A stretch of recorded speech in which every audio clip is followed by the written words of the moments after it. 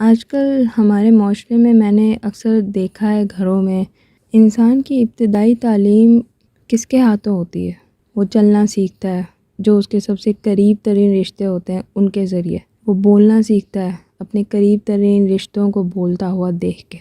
وہ سوچنا سیکھتا ہے ان چیزوں پر جن کے بارے میں وہ باتیں سنتا ہے۔ تو کیا وجہ ہے کہ ہمارے آج کے اس معاشرے میں اکثر گھروں میں والدین نے اپنے بچوں کو قرآن شریف پڑھانا ہی چھوڑ دیا ہے؟ کیا وجہ ہے کہ اکثر مائیں اپنے بچوں کو دوسروں کے گھروں میں بھیج کر یہ سوچتی ہیں کہ ان کی ذمہ داری پوری ہو گئی ہے؟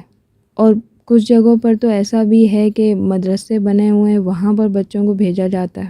ٹھیک ہے، قرآن شریف کا تلفظ سیکھنا سمجھنا بہت زیادہ ضروری ہے، لیکن کیا صرف قرآن شریف پڑھنا آنا صرف یہ ضروری تھا، یا وہ ساری تعلیمات، اللہ کی محبت، قرآن شریف کا اصل ایک نسل نے دوسری نسل کو خود منتقل کرنا تھا؟ تو کیا یہ ذمہ داری کسی اور کو سونپ دینے سے پوری ہو جاتی ہے والدین کی؟ سوال میرا چھوٹا سا ہے کہ کیوں بیسک ایجوکیشن ہر مسلمان کی آج کے دور میں گھر کے اندر پوری نہیں ہوتی؟ کیوں اس کو دوسروں کے گھروں میں یا کسی دوسری جگہ پر اس کو بھیجا جاتا ہے تاکہ یہ ذمہ داری کوئی اور پوری کر دے اور بچے کو قرآن شریف پڑھنا آ جائے؟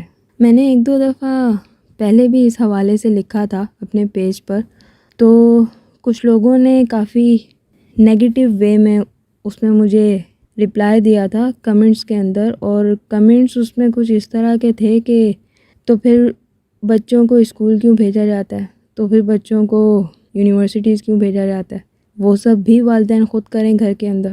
جس پر مجھے صرف حیرت ہوئی تھی اور اس کے بعد صرف افسوس ہوا تھا، کیونکہ یہ باتیں میجورٹی وہی لوگ کرتے ہیں جن کی قرآن شریف کی تعلیمات گھر کے اندر نہیں مکمل ہوتی، تو وہ فرق محسوس نہیں کر سکتے میرے الفاظ کا اور میرے سوال کا یا پھر میری ریکویسٹ کا جو میں نے والدین سے کی ہوتی ہے کہ برائے مہربانی اپنے بچوں کو قرآن شریف خود پڑھایا کریں، کیونکہ وہ انسان کی انیشیل ایجوکیشن ہے۔ انسان کا مائنڈ آہستہ آہستہ گرو کرنا شروع کرتا ہے اس وقت، اور قرآن شریف کے لیے جو ایک محبت ہمارے دل میں ہونی چاہیے وہ ہمیں اپنے بڑوں سے ہی سیکھنے کو ملتی ہے۔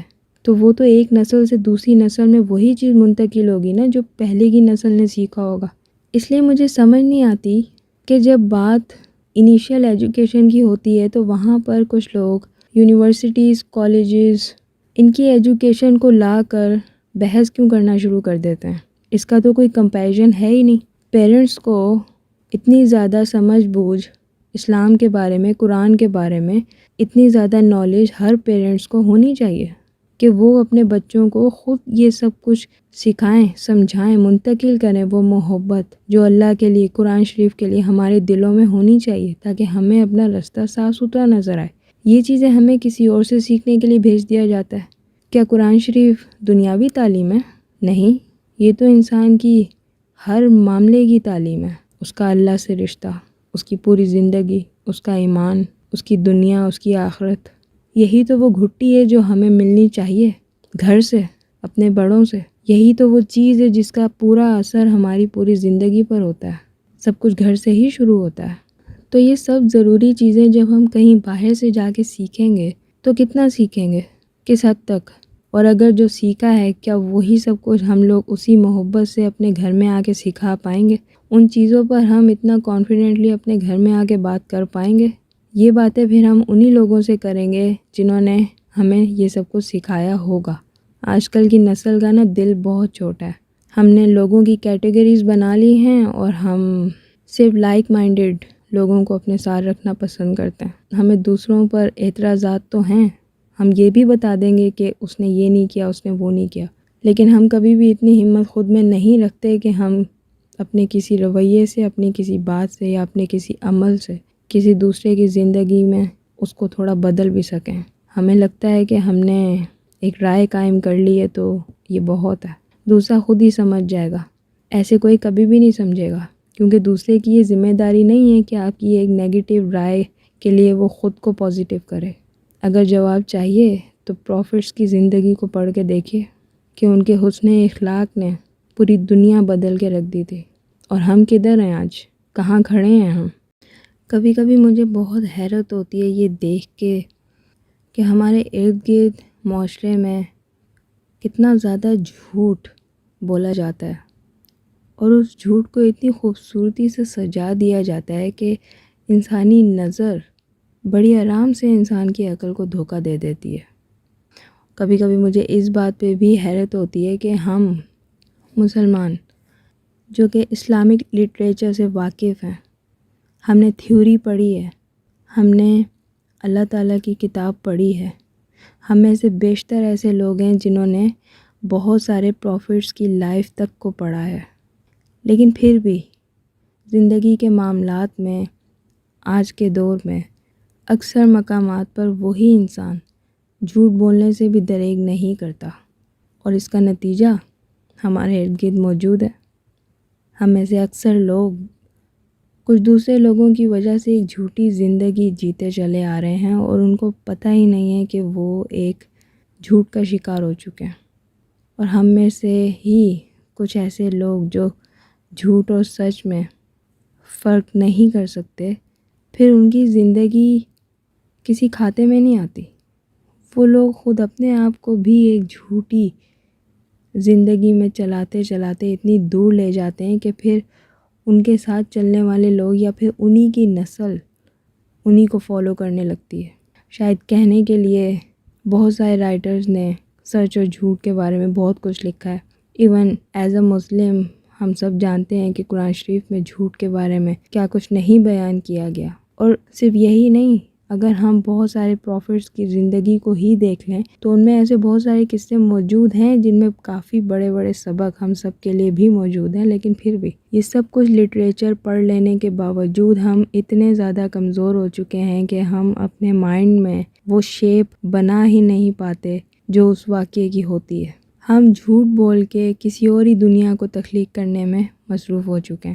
اس لیے اگر کبھی مشکل وقت آتے ہیں یا حالات خراب ہوتے ہیں یا ایسا کوئی بھی تنگی کا وقت آتا ہے جب ہم اپنے آپ کو بے بس پاتے ہیں، تب بھی ہم نہیں سمجھ پاتے کہ یہ اصل میں ہمیں اپنی ہی زندگی میں ایک موقع دیا گیا ہے کہ ہم اپنی زندگی کو سدھار کی جانب لے کر آئیں۔ تو کیا کرنا چاہیے؟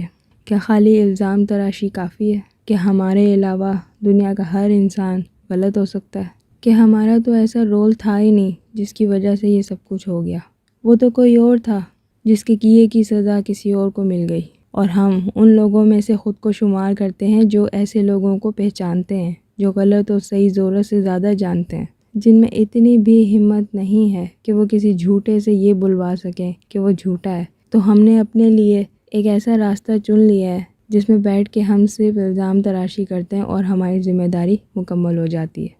کتنی عجیب بات ہے نا کہ آج کا مسلمان اتنا زیادہ لٹریچر پڑھنے کے باوجود بھی اتنا کنفیوز ہو چکا ہے کہ وہ اسلام کو صرف کتابوں کی حد تک ہی محدود رکھتا ہے، اور عملی زندگی میں کوئی نہ کوئی کام، کوئی نہ کوئی معاملہ ایسا ضرور ہوتا ہے جس میں انسان کہتا ہے کہ میں نے مصلحت سے کام لیا تھا، لیکن در حقیقت اس نے جھوٹ سے کام لیا تھا۔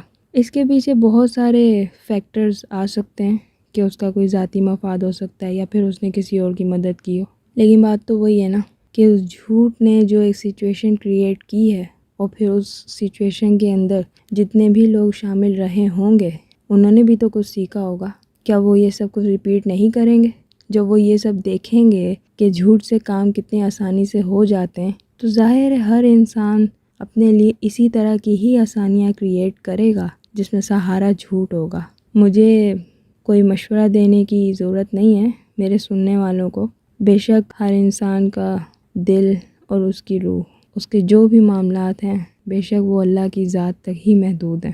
اس لیے بس ہمیں یہ کوشش کرنی چاہیے کہ چیزوں کو ایکسیپٹ کر لیا کریں جب جب جھوٹ بولا، اور اگر اس چیز سے کوئی انسان افیکٹ ہو گیا ہے، کوئی دوسرا انسان، یا وہ اپنے رویے سے یہ چیز آپ کو بار بار شو کر رہا ہے، تو احتیاط کیجئے، اس انسان سے بیٹھ کے بات کیجئے، اسے سمجھائیے، یا تو ہو سکے تو اپنی زندگی میں ہی اس انسان سے معافی مانگ لیجئے، کیونکہ جھوٹ جو ہے نا اس کا ایک بہت لمبا سلسلہ ہے، اور اس میں صرف ایک انسان شامل نہیں ہوتا، اس میں ایک پوری نسل شامل ہوتی ہے۔ تھوڑا پیچھے مڑ کے دیکھ لیں اگر ہم لوگ، تو پھر آگے بہت کچھ سمجھنے کے لیے رکھا ہوا ہے ہمارے لیے، تاکہ ہم جو زندگی رہ گئی ہے ہماری، اس میں قدم ذرا دیکھ بھال کے اٹھائیں۔ آج کل کے انسان کے لیے اپنا مفاد کتنا ضروری ہو چکا ہے۔ اپنے مفاد کے لیے انسان کی کتنی شکلیں ہیں اسے خود معلوم نہیں۔ کیسے کیسے راستے ڈھونڈ لیے ہیں ہم انسانوں نے ہی صرف اپنے مفاد کو پانے کے لیے، اور اس چیز کے اندر چاہے ہمیں کسی دوسرے کو استعمال کر کے پھینکنا ہی کیوں نہ شامل ہو، ہمارے لیے یہ بہت چھوٹی سی چیز ہے۔ اور پھر ہم لوگ بیٹھ کے یہ بھی باتیں کرتے ہیں کہ اپنی خوشیوں کے لیے جینا ہمارا حق ہے۔ مجھے کبھی کبھی بہت حیرت ہوتی ہے کہ ہم نے ایک ایسی سوسائٹی کریٹ کر دی ہے، ایک ایسا معاشرہ ہم نے کریٹ کر دیا ہے جس میں خود ہماری معلوم نہیں کتنی شکلیں ہیں، اور پھر ہم یہ بھی کہتے ہیں کہ جیسا انسان ہوگا ہمارے ساتھ ہم اس کے ساتھ اسی طرح رہیں گے۔ تو اس کا سیدھا سا مطلب یہی ہے نا کہ ہمارا خود اپنا کوئی کردار ہی نہیں ہے اتنا مضبوط جو ہمیں اپنی شکلیں بار بار دوسروں کی وجہ سے بدلنی پڑیں۔ تو کیا کرنا چاہیے؟ ہر کسی سے بیٹھ کے تو اس کو نہیں سمجھایا جا سکتا۔ کنارہ کشی اختیار کر لینا، منہ موڑ لینا، یہ تو ہر جگہ ہو رہا ہے۔ کیا اس سے چیزیں ٹھیک ہو رہی ہیں؟ بلکہ سب سے اہم سوال یہ ہونا چاہیے کہ کیا واقعی ہم لوگ چیزیں ٹھیک کرنا چاہتے بھی ہیں؟ کیونکہ ہم لوگ تو سرعام جھوٹ بولتے ہیں کہ ہم یہ سب کچھ بہتری کے لیے کر رہے ہیں، لیکن اس بہتری کے پیچھے کتنی زیادہ بربادیاں بھی آ رہی ہوتی ہیں وہ ہم دیکھنے کے قابل ہی نہیں ہیں۔ ہمیں لگتا ہے کہ ہمارا ہر فیصلہ، ہماری ہر بات اور جو وقت اور جو اختیارات ہمیں ملے ہیں ان کا بہترین استعمال صرف ہماری اپنی ذات کے لیے ہی ہو سکتا ہے۔ کیوں ایسا کیوں ہے؟ کیوں ہم نے اپنے فرائض کی انجام دہی میں اتنی زیادہ غفلت برت دی ہے کہ ہم نے اپنے ہی معاشرے میں چھوٹی چھوٹی چیزوں کی ایڈیشن کر کے اس کی شکل تک بگاڑ دی ہے؟ اور وہ چھوٹی چھوٹی چیزیں کون سی ہیں؟ موبائل پہ دیکھ لیجئے چھوٹی چھوٹی ویڈیوز، ان میں کیا ہے؟ کیا سمجھا رہا ہے وہ سب کچھ آپ کو؟ وہ سب ویڈیوز دیکھ کے لوگوں کو بہت زیادہ سیکھنے کو ملتا ہے، لیکن انفارچونیٹلی مجھے بڑا افسوس ہے کہ جتنا کچھ سیکھنے کو ہمیں پروفٹس کی لائف سے مل سکتا تھا ہم نے وہ بھی نہیں سیکھا۔ آج کا دور بڑا عجیب ہے، انسان مینٹلی بہت زیادہ کنفیوز ہے۔ انسان کی رائے اتنی زیادہ ہر چیز کے بارے میں تیز ہو چکی ہے کہ اس کو فرصت ہی نہیں ہے کہ وہ کسی چیز کے بارے میں پہلے مکمل کوئی تحقیق کر لے، اس کے بعد اپنی رائے دے۔ ہمیں جلدی ہے ہر چیز کی، ہر کام کی، ہمیں بس بات کرنی ہے، ہم نے سوچنا نہیں ہے، ہم نے سمجھنا بھی نہیں ہے، ہمیں بس رائے دینی ہے۔ تو کہاں تک پہنچ جاتے ہیں انسان یہ سب کچھ کر کے؟ کون سا ایسا فاصلہ ہے جو یہ سب کچھ کر کے بہت جلدی پورا ہو جاتا ہے؟ ترقی کا؟ کیسی ترقی؟ وہ ترقی جس میں انسان کا بینک اکاؤنٹ فل ہو جاتا ہے، یا وہ ترقی جس میں انسان کا ایمان بہت زیادہ مضبوط ہو جاتا ہے؟ کون سی ترقی؟ ہم آج اس دور میں جی رہے ہیں جہاں ہم نے اللہ سے محبت کرنے والوں کو بھی نہیں بخشا۔ ہم آج اس دور میں جی رہے ہیں جہاں جب دعائیں قبول نہیں ہوتی تو ہمیں شک ہوتا ہے خدا کی محبت پر۔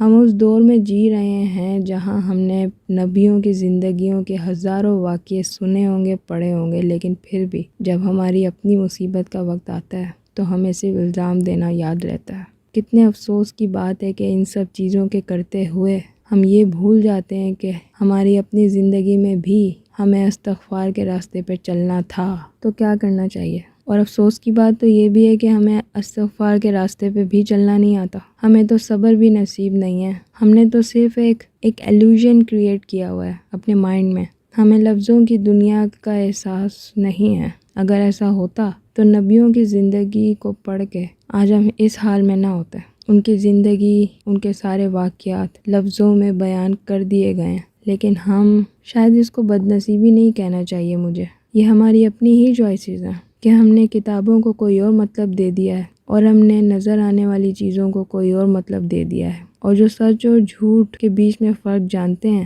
ہم نے ان پر بھی تہمات لگا دی ہیں۔ ہمیں لگتا ہے کہ ہم اپنا راستہ خود ہی سیدھا کر سکتے ہیں، راستہ تو پہلے ہی سیدھا تھا، اصل میں ہم نے اپنا راستہ ٹیڑھا کر دیا ہے۔ تو اب ہمیں سیدھے راستے پر چلنے والے لوگ نہ سمجھ آتے ہیں اور نہ ہمیں وہ اپنے لگتے ہیں۔ عجیب افراتفری ہے انسان کے ذہن میں اور اس کی زندگی میں جو وہ جی رہا ہے، اور صرف جی نہیں رہا، یہ چیزیں وہ انسان دوسروں تک بھی پھیلا رہا ہے۔ حلال کے نام پہ سارے حرام کام حلال ہو چکے ہیں، اور حرام اس کے لیے انسان کوئی نہ کوئی ایسا جواز بنا لیتا ہے کہ وہ اپنے آپ کو تسلی دے دیتا ہے کہ یہ اتنا بڑا نہیں ہے، اس کو کر لینے میں معافی مل جائے گی بعد میں۔ تو ایسی باتوں میں تو پھر کوئی مشورہ بھی نہیں بنتا کہ دیا جائے، کیونکہ ہر چیز کے بعد انسان کی اپنی چوائس ہے، انسان اپنا فیصلہ کرتا ہے، اس پر عمل کرتا ہے، اور الزام دوسرے پہ لگاتا ہے۔ بس آپ کوشش یہ کیجیے گا کہ اپنے اوپر رحم کر لیں۔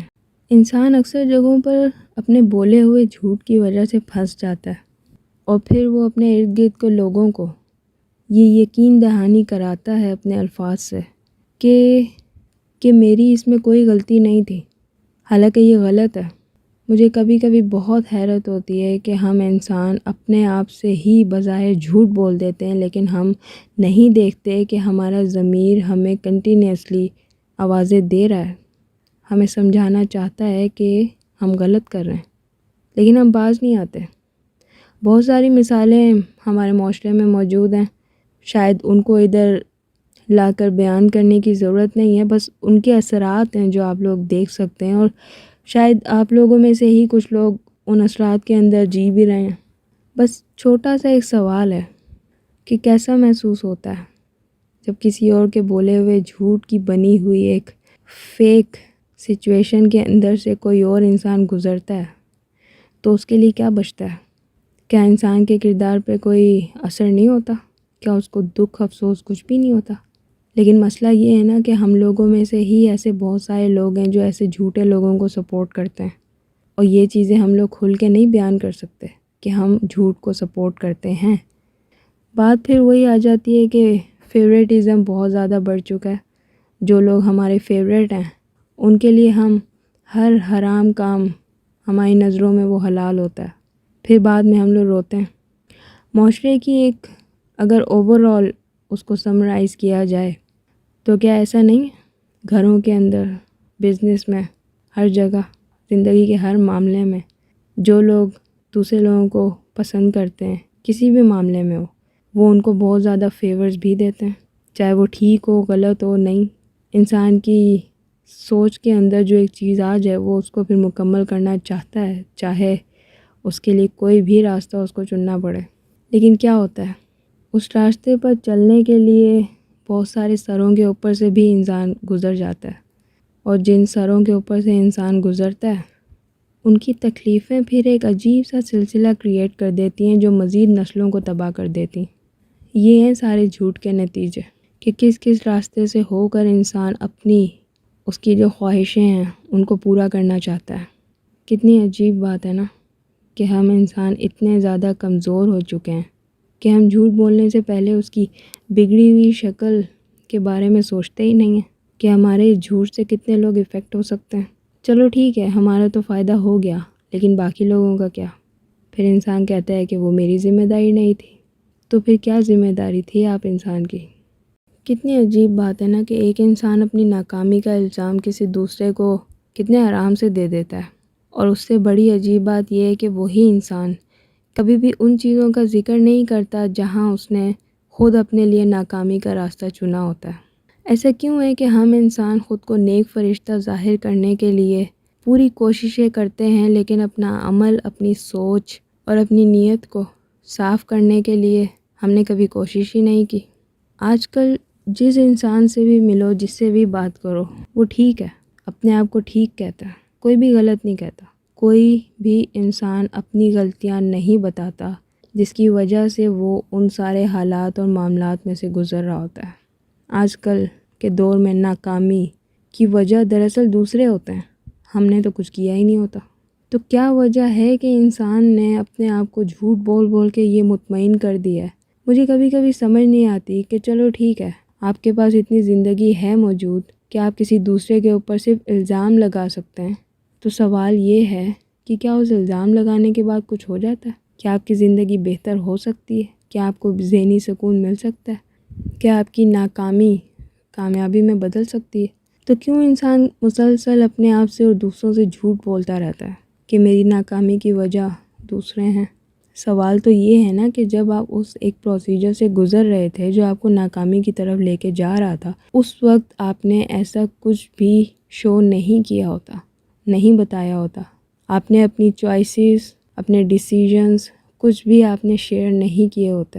آپ کو لگتا ہے کہ آپ دنیا کے عقل مند ترین انسان ہو چکے ہیں، لیکن جب ٹھوکر لگتی ہے تو پھر بڑے آرام سے بول دیا جاتا ہے کہ کسی دوسرے کی غلطی کی وجہ سے آج ہم اس حال میں ہیں۔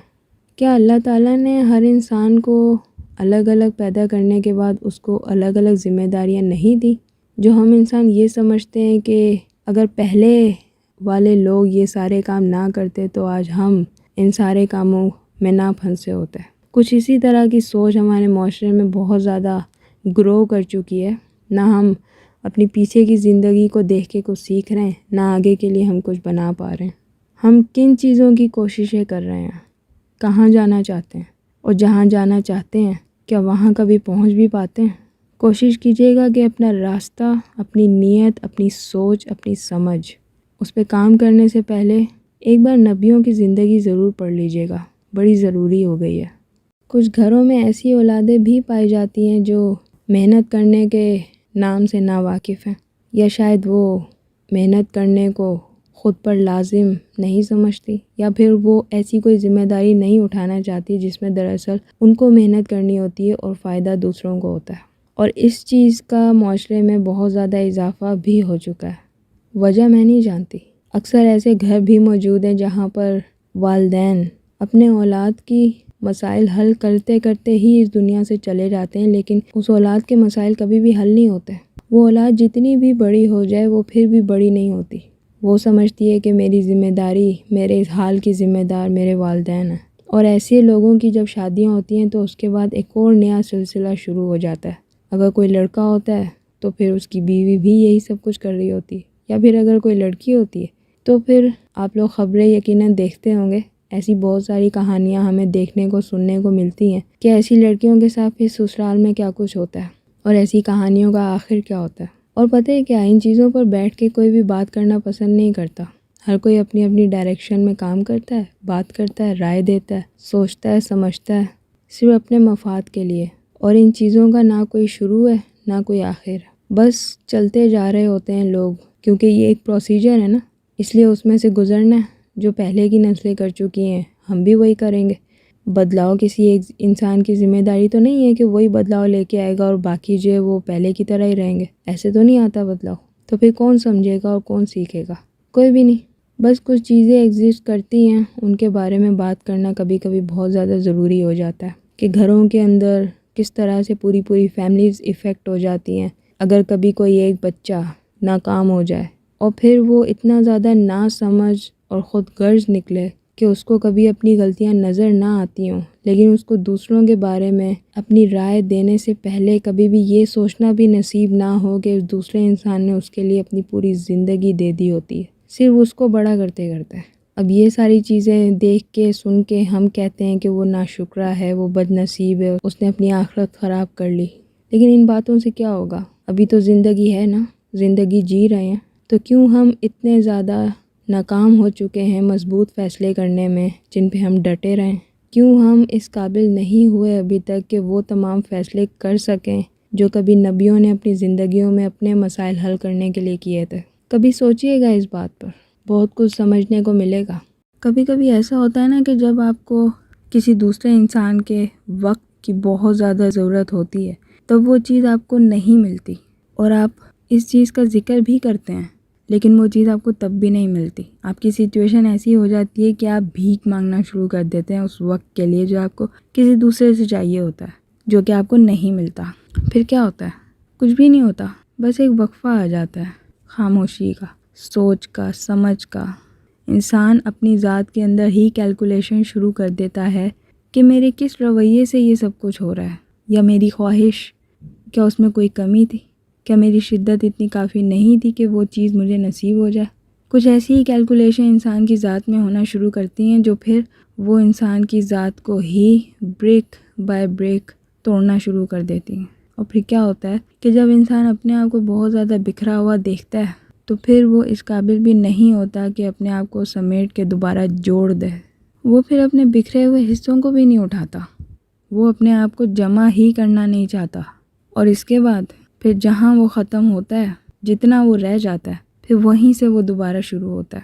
میرے کہنے کا مطلب بہت زیادہ گہرا ہے، اور مجھے امید ہے کہ میرے سننے والوں میں ایسے بہت سارے لوگ موجود ہیں جو اس گہرائی میں آلریڈی اتر چکے ہیں اور سمجھتے ہیں ان ساری چیزوں کو، جو انسان کی اپنی اویکننگز ہوتی ہیں، جو اس کو اس کی ذات کے حوالے سے جن چیزوں کے اندر وہ داخل ہوتا ہے اپنی ذات کو لے کے، تو وہ سب لوگ سمجھ چکے ہوں گے کہ میرا اشارہ کس طرف ہے اس وقت۔ تو بس پھر زیادہ کچھ نہیں ہوتا، انسان جہاں ہوتا ہے جتنا بھی ہوتا ہے بس پھر وہ وہیں سے شروع ہوتا ہے دوبارہ۔ وہ اپنے ٹوٹے ہوئے حصوں کو، ٹکڑوں کو اٹھا کے دوبارہ سے نہیں جوڑتا، کیونکہ اس سے تو پھر ایک ٹوٹی ہوئی شخصیت دوبارہ بنے گی نا۔ اس ٹائم پہ انسان اپنے آپ کو بہت چھوٹا کر لیتا ہے، بہت چھوٹا، اتنا چھوٹا کہ وہ نظر بھی نہیں آتا۔ دراصل وہ اپنے آپ سے بھی چھپنا چاہتا ہے اور وہ کامیاب بھی ہو جاتا ہے۔ لیکن پھر آہستہ آہستہ جب وہ وقت، وہ سارا ٹائم انسان اپنی ذات کے ساتھ اذیت میں رہ رہ کے، اپنی ذات کی نفی کے ساتھ گزارتا ہے، تو پھر وہ اندر ہی اندر اس کی جڑیں اتنی زیادہ پھیلنا شروع ہو جاتی ہیں کہ پھر وہ بہت وسیع ہو جاتا ہے۔ کوشش کیجئے کہ کبھی کسی کو دھتکاریے گا مت، کیونکہ آپ کی ایک دھتکار انسان کو زمین کے کتنے اندر دفن کر دیتی ہے، اس کا اندازہ آپ کو نہیں ہے اس وقت۔ اور پھر انسان وہیں سے اگتا ہے جہاں پہ اس کو بویا جاتا ہے، اور پھر اس کے بعد کہانی ہی الٹی چلنا شروع ہو جاتی ہے۔ ایک بیج ہوتا ہے نا چھوٹا سا، اس کو دبا دیں مٹی میں، اس کے بعد اس کو مٹی کی گرمی دبا رہتا ہے، وہ اندر دبا رہتا ہے، کسی کو کچھ پتہ نہیں ہوتا۔ اوپر کی سرفیس سے کوئی نہیں دیکھ سکتا کہ نیچے اس وقت کیا پروسیجر چل رہا ہے۔ اور پھر وہ اگنا شروع کرتا ہے، گرو کرتا ہے، چھوٹا سا پودا ہوتا ہے، پھر بڑا ہوتا ہے، پھر درخت بنتا ہے۔ تو یہی حال ہوتا ہے انسان کے ساتھ بھی، خاص طور پہ ایسے ہر اس انسان کے ساتھ جس کو اپنی زندگی میں اس جگہ سے دھتکار ملی ہو جہاں کا وقت اس کے لیے سب سے زیادہ قیمتی ہوتا ہے۔ احتیاط کیجئے، یہ چھوٹی چھوٹی چیزیں مل کے نا آپ کی زندگی بناتی ہیں، اور یہی چھوٹی چھوٹی چیزیں مل کے کسی کی ذات کو کہیں اور پہنچا دیتی ہیں۔ اکثر ایسا ہوتا ہے نا کہ گھروں کے اندر کچھ بچوں کی وجہ سے گھر کا ماحول بہت زیادہ خراب ہو جاتا ہے۔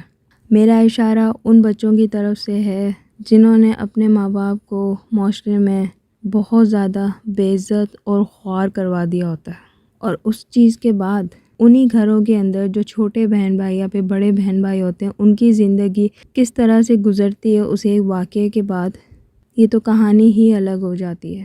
مجھے نہیں پتا کہ یہ اتنی زیادہ پاور انسان میں کب آ جاتی ہے کہ وہ اپنے ماں باپ کے سروں کے اوپر پاؤں رکھ کے گزر جاتا ہے اور اس کو نظر ہی نہیں آتا کہ پیچھے جو کچھ وہ چھوڑ کے جا رہا ہے، کیا وہ لوگ کبھی سکون سے جی پائیں گے بھی یا نہیں۔ کتنی عجیب بات ہے کہ یہ سب کچھ سہنے کے باوجود بھی والدین اس بچے کو اور زیادہ محبت کرنے لگتے ہیں، کبھی بد دعا نہیں دیتے، چپ ہو جاتے ہیں، خاموش ہو جاتے ہیں، اللہ سے ہدایت مانگتے ہیں۔ اور بے شک اللہ ہدایت دینے والا ہے، بے شک ہمارا ہر معاملہ اللہ سے بہتر کوئی بھی نہیں جانتا۔ بس کہنا یہ تھا مجھے کہ ایسی کون سی طاقت آ جاتی ہے انسان کے اندر کہ وہ اتنے آرام سے دوسروں کے سروں کے اوپر پاؤں رکھ کے چلا جاتا ہے۔ کیا یہ شیطان ہے جو کرواتا ہے؟ کیا انسان کی خواہشوں کو کوئی لگام نہیں ہے؟ چھوٹے چھوٹے گناہ گھروں کے اندر بچے اپنی جوانی میں یا اس سے بھی پہلے شروع کر دیتے ہیں، اور اس چیز کی بھنک بھی ماں باپ تک نہیں پہنچتی، اور یہی بچے جب بڑے ہوتے ہیں، کانفیڈنٹ ہو جاتے ہیں، وہ پھر دوسروں کے حق مارتے ہیں۔ اور اس کی بہت ساری مثالیں ہمارے معاشرے میں موجود ہیں، مجھے اس چیز کے اوپر کوئی ریفرنس دینے کی ضرورت نہیں ہے۔ اور پھر اس میں کچھ لوگ آ کے یہ بھی کہتے ہیں کہ والدین نے تربیت ٹھیک نہیں کی، ماں نے تربیت ٹھیک نہیں کی، باپ نے تربیت ٹھیک نہیں کی۔ ایسا تو نہیں ہوتا ہر دفعہ، ماں باپ تو بچے کے لیے سب کچھ قربان کر دیتے ہیں، بچے کی اپنی چوائسیز بھی ہوتی ہیں نا، ان کا بھی بہت زیادہ ایفیکٹ ہوتا ہے ہر چیز کے اوپر، کیونکہ ایک ہی گھر میں ہر بچہ برابر نہیں ہوتا۔ ایک ہی گھر میں کچھ بچے بہت زیادہ فرمانبردار ہوتے ہیں، بہت زیادہ نیک ہوتے ہیں، اپنی عزت، اپنے والدین کی عزت، ہر چیز کا بہت خیال رکھنے والے ہوتے ہیں۔ تو اسی گھر میں اگر کوئی اس طرح کا بچہ پروان چڑھے جس کی ایسی سوچ ہو اور جس کے ایسے عمل ہو جس سے دوسرے بہن بھائی بہت زیادہ ایفیکٹ ہو رہے ہوں، تو اس کی ذمہ داری کس کی ہے؟ صرف والدین کی نہیں ہوتی، کیونکہ یہ سب کچھ اس بچے کو والدین نے کرنا نہیں سکھایا ہوتا، اس بچے کی اپنی بھی چوائسیز ہوتی ہیں۔ تو کوشش کیجئے کہ اگر آپ کو اپنے معاشرے میں اس طرح کے بچے نظر آئیں جو بہت زیادہ ضدی ہوں یا کچھ ایسی چیزوں میں انوالو ہوں جو کہ غلط ہے، تو بہتر یہی ہے کہ ان کو آرام سے اور پیار سے سمجھایا جائے۔ اگر آپ والدین ہیں اور میری بات سن رہے ہیں، تو نبیوں کی زندگی میں بہت سارے ایسے حوالے موجود ہیں جن میں بچوں کی تربیت کا بہترین طریقہ بھی موجود ہے۔ آج کل کے بچے کو چپ کروانے کے لیے موبائل دے دیا جاتا ہے، ایک ہاتھ سے اس کو سیریلائک کھلایا جا رہا ہوتا ہے اور دوسرے ہاتھ سے اس کو سانگز، گانے ہر وہ چیز اس کو دکھائی جا رہی ہوتی ہے، سمجھائی جا رہی ہوتی ہے، جس میں بہت زیادہ چمک دھمک ہو، جس سے بچہ ایکسائٹمنٹ میں چلا جائے۔ اس لیے کوشش کیجیے گا کہ اگر آپ کو اپنے ارد گرد ایسے بچے نظر آئیں، ایون آپ کے گھروں میں، کیونکہ ہماری ذمہ داری پہلے ہمارے اپنے گھر سنبھالنے کی ہے۔ ہم معاشرے کے بارے میں صرف ایک رائے ہی دے سکتے ہیں۔ گھروں کے اندر بھی ایسی بہت ساری ہیبٹس ہیں لوگوں کے اندر، جن کی وجہ سے دوسرے لوگ اپنی زندگی میں پھر سکون سے نہیں رہ پاتے۔ انہی لوگوں سے بار بار سامنا ہونے کے باوجود بھی وہ ایسی زندگی گزارتے ہیں جیسے کوئی مجرم ہو کسی چیز کا۔ تو کوشش کیجئے، اگر آپ والدین ہیں، میری بات سن رہے ہیں، تو اس طرح کی سچویشنز اپنے ارد گرد، اپنے گھروں کے اندر کریٹ نہ ہونے دیں، جس کے بعد آپ کا ایک بچہ اپنی ضد کی وجہ سے دوسروں کے لیے مسائل کھڑے کر دے۔ اور خاص طور پہ مائیں، وہ اپنے بچوں سے بہت زیادہ بلیک میل ہوتی ہیں۔ ایک بچے سے ان کی بہت زیادہ محبت ہی اس بچے کی زندگی بھی برباد کر دیتی ہے، اور اینڈ میں اس ماں کے ہاتھ میں بھی کچھ نہیں آتا سوائے الزامات کے۔ ہر چیز میں بیلنس اچھا ہوتا ہے نا، اور یہ چیز صرف ہمارے نبیوں کی زندگی میں ہی تھی، بیلنس لائف۔ آج کل کے دور میں ہر انسان کی نہ جانے کتنی شکلیں بن چکی ہیں، اور ان شکلوں کا اثر معاشرے کی شکل پہ بھی بہت زیادہ پڑا ہے۔ ہم نے تربیت انٹرنیٹ سے لینا شروع کر دی ہے، اور اس کے کیا نتائج ہیں وہ آپ لوگ اپنے ارد گرد بڑے آرام سے دیکھ سکتے ہیں۔ ان کے بارے میں الگ سے مجھے کوئی چیز یہاں بیان کرنے کی ضرورت نہیں ہے۔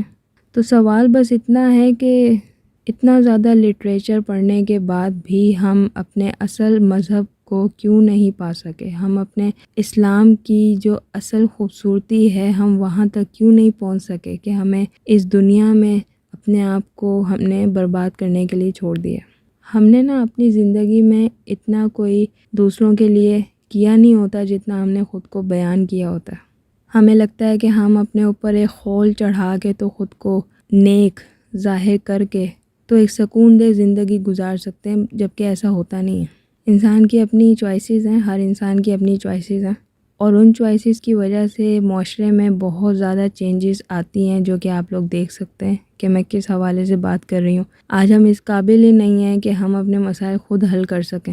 ہمیں دوسروں کے آگے ہاتھ پھیلانا پسند ہے، ہمیں جلدی ہے اپنے مسائل حل کرنے کی، اپنا مفاد نکالنے کی۔ ہمیں لگتا ہے کہ ہم دوسروں کے چلتی ہوئی زندگی میں شامل ہو کے اپنے مسائل حل کر سکتے ہیں، جبکہ ہوتا یہ ہے کہ انسان اپنی زندگی میں جہاں کھڑا ہوتا ہے اس کو وہیں سے اپنے مسائل کو حل کرنا آنا چاہیے۔ اور پھر بات یہی ہوتی ہے نا کہ انسان اپنی زندگی میں جہاں کھڑا ہے وہاں تو ہے ہی کچھ نہیں۔ اور کیوں کچھ نہیں ہوتا؟ کیونکہ اس کی ذمہ دار کوئی اور ہوتا ہے، کہ اس نے کچھ چھوڑا ہی نہیں ہوتا۔ تو کوشش کیجئے کہ رحم کرنا سیکھیے اپنی ذات کے اوپر، اپنی سوچ کے اوپر، اپنے دل پہ، اپنے دماغ پہ۔ کسی کے لیے کبھی اچھا نہیں سوچ سکتے تو اس کے بارے میں کچھ برا کہنے سے بھی پہلے سوچ لیا کریں کہ آپ خود بھی ایک انسان ہیں۔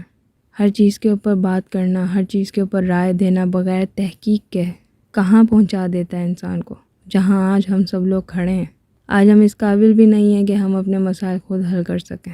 ہمیں یاد ہے، ہمیں کام اگر کوئی آتا ہے تو صرف الزام دینا، خود کو ضرورت سے زیادہ مسلمان ظاہر کرنا، لیکن اخلاقیات سے بالکل عاری۔ آج کل ہمارے معاشرے میں میں نے اکثر دیکھا ہے، گھروں میں انسان کی ابتدائی تعلیم کس کے ہاتھوں ہوتی ہے؟ وہ چلنا سیکھتا ہے، جو اس کے سب سے قریب ترین رشتے ہوتے ہیں ان کے ذریعے۔ وہ بولنا سیکھتا ہے اپنے قریب ترین رشتوں کو بولتا ہوا دیکھ کے۔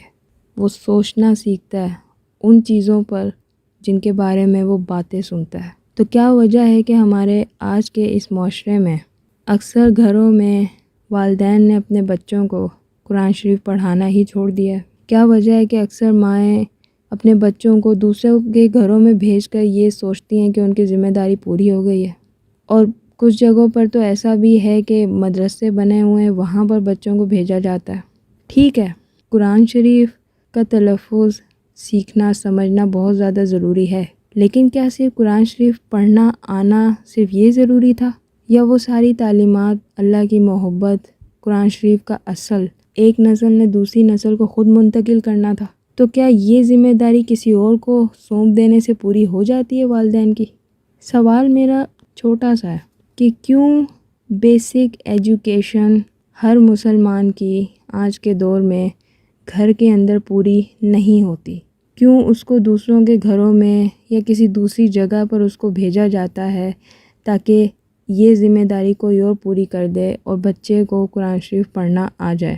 میں نے ایک دو دفعہ پہلے بھی اس حوالے سے لکھا تھا اپنے پیج پر، تو کچھ لوگوں نے کافی نیگیٹو وے میں اس میں مجھے رپلائی دیا تھا کمنٹس کے اندر، اور کمنٹس اس میں کچھ اس طرح کے تھے کہ تو پھر بچوں کو اسکول کیوں بھیجا جاتا ہے، تو پھر بچوں کو یونیورسٹیز کیوں بھیجا جاتا ہے، وہ سب بھی والدین خود کریں گھر کے اندر، جس پر مجھے صرف حیرت ہوئی تھی اور اس کے بعد صرف افسوس ہوا تھا، کیونکہ یہ باتیں میجورٹی وہی لوگ کرتے ہیں جن کی قرآن شریف کی تعلیمات گھر کے اندر نہیں مکمل ہوتی، تو وہ فرق محسوس نہیں کر سکتے میرے الفاظ کا اور میرے سوال کا یا پھر میری ریکویسٹ کا جو میں نے والدین سے کی ہوتی ہے کہ برائے مہربانی اپنے بچوں کو قرآن شریف خود پڑھایا کریں، کیونکہ وہ انسان کی انیشیل ایجوکیشن ہے۔ انسان کا مائنڈ آہستہ آہستہ گرو کرنا شروع کرتا ہے اس وقت، اور قرآن شریف کے لیے جو ایک محبت ہمارے دل میں ہونی چاہیے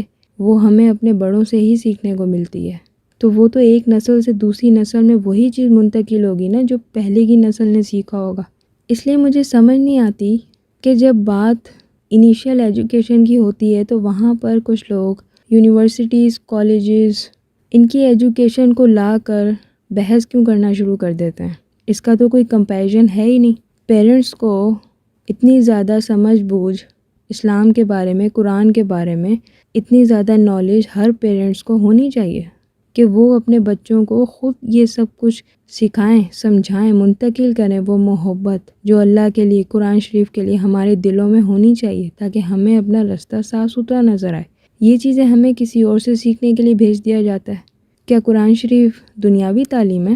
نہیں، یہ تو انسان کی ہر معاملے کی تعلیم ہے، اس کا اللہ سے رشتہ، اس کی پوری زندگی، اس کا ایمان، اس کی دنیا، اس کی آخرت، یہی تو وہ گھٹی ہے جو ہمیں ملنی چاہیے گھر سے، اپنے بڑوں سے۔ یہی تو وہ چیز ہے جس کا پورا اثر ہماری پوری زندگی پر ہوتا ہے۔ سب کچھ گھر سے ہی شروع ہوتا ہے۔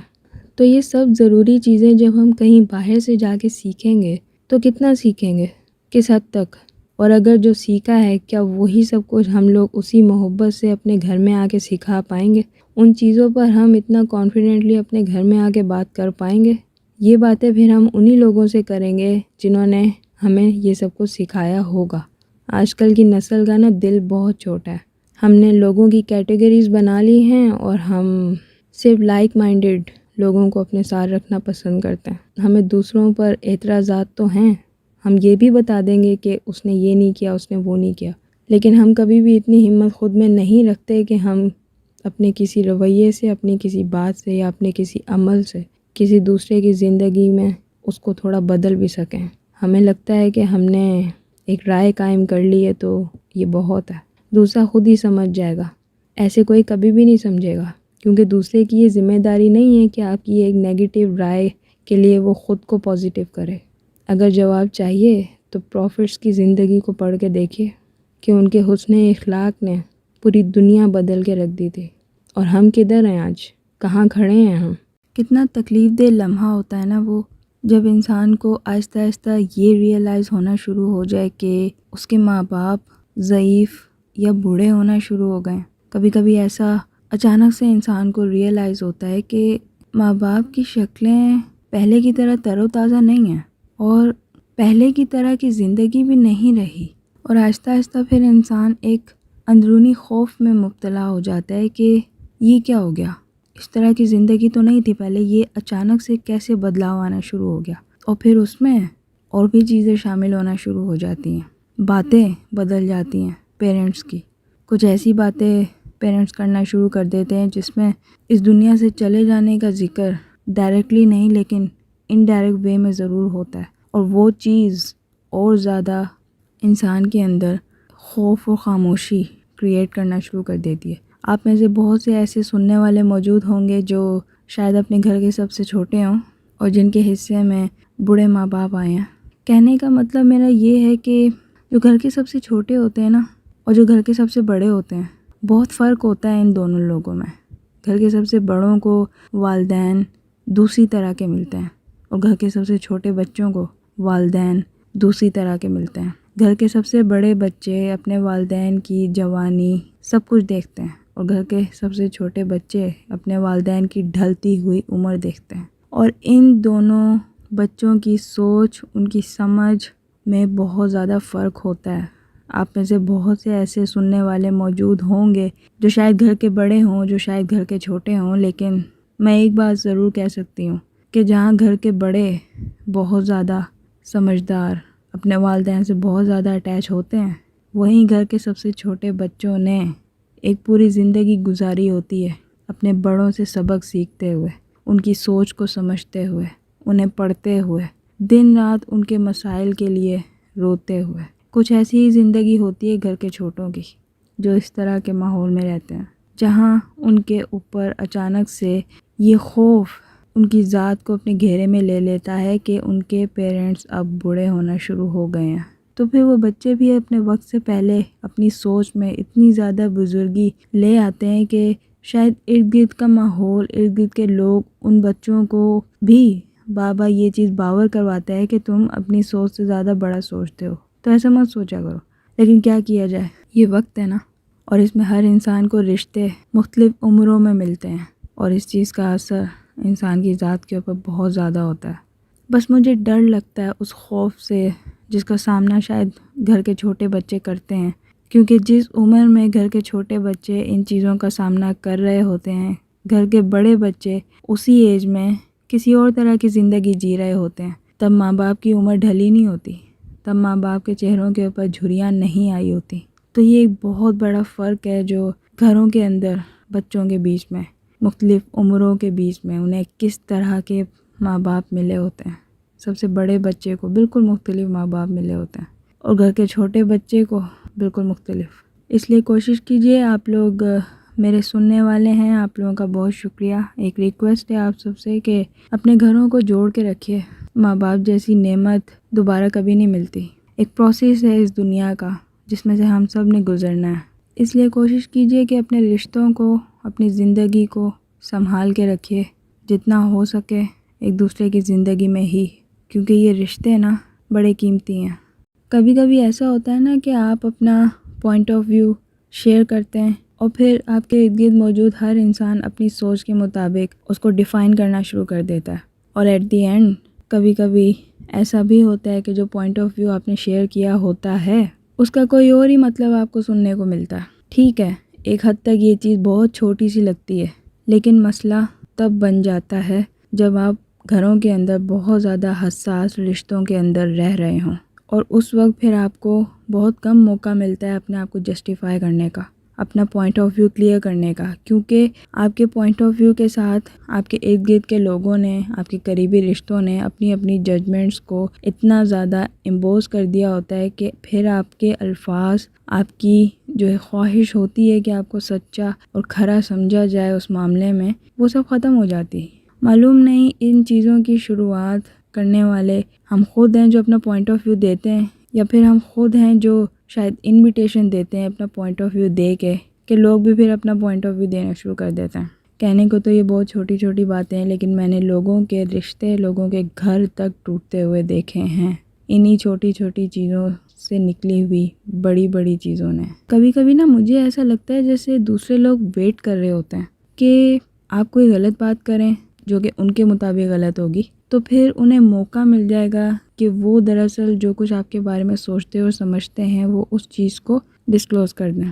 ایسے بہت سارے قریبی رشتے بھی ہوتے ہیں جو بظاہر تو آپ کے بہت قریبی ہوتے ہیں، لیکن وہ دراصل ہوتے نہیں ہیں۔ ایک شیلڈ ہوتی ہے ان کے اوپر جو کچھ اور پورٹرے کرتی ہے، جبکہ حقیقت میں ان کی نیت کچھ اور ہوتی ہے، اور اس طرح کی چیزیں آپ کی ذات کو کتنا دھرم بھرم کر دیتی ہیں، اس چیز کا اندازہ شاید آپ کے علاوہ، اللہ تعالیٰ کی ذات کے علاوہ اور کسی کو بھی نہیں ہوتا۔ اور میں نے اکثر ایسے بھی دیکھا ہے کہ گھروں میں لوگوں نے اپنی رائے تک دینا گوارا نہیں کی ہوتی جب ان کی رائے کی ضرورت سب سے زیادہ ہوتی ہے۔ بہت زیادہ گھر کے ایسے معاملات موجود ہوتے ہیں جس میں ہمیں دوسروں کی رائے درکار ہوتی ہے، ان کی مدد درکار ہوتی ہے، لیکن پھر اس کی ضرورت بھی محسوس نہیں کی جاتی۔ شاید مجھے اس چیز پہ یہ ریکویسٹ کرنی چاہیے کہ کوشش کیجئے اپنے گھروں کے اندر لوگوں کی، رشتوں کی باتیں، ان کی سوچ، ان کے پوائنٹ آف ویو، یا جو بھی چیز ان کی زندگی میں ہے اس کی قدر ضرور کر لیں۔ ان کے پوائنٹ آف ویو اگر آپ سے مختلف ہیں تو بھی وہ رسپیکٹ ڈیزرو کرتے ہیں، اگر ان کی سوچ آپ سے مختلف ہے، اگر ان کا رہنا سہنا آپ سے مختلف ہے، تب بھی وہ رسپیکٹ ڈیزرو کرتے ہیں۔ اس لیے کیا وجہ ہے کہ کچھ رشتے ایسے لوگوں کا جینا حرام کر دیتے ہیں؟ کیا وجہ ہے کہ ایسے لوگ زبردستی کرتے ہیں اپنی سوچ کو امپوز کرنے کی ان لوگوں کے اوپر جو تھوڑے سے مختلف ہوتے ہیں ہم سے؟ کبھی کبھی میں نے ایسا بھی دیکھا ہے کہ ایسے لوگوں کو یا پھر ایسے بچوں کو ان کی زندگی میں پرابلمس کریٹ کرنے والے اس کے اپنے ہی ہوتے ہیں، اور ریزن کیا ہے؟